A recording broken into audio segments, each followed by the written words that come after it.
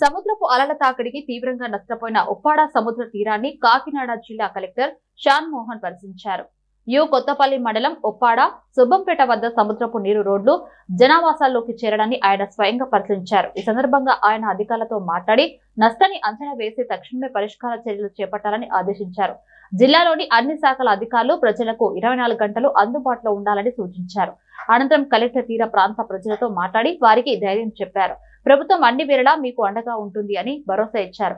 ఈ సమస్యపై త్వరలో పవన్ కళ్యాణ్ తో చర్చిస్తామని ఆయన ప్రజలకు తెలిపారు. ఈ పర్యటనలో స్థానిక అధికారులు కూడా కలెక్టర్ తో పాటు పాల్గొన్నారు.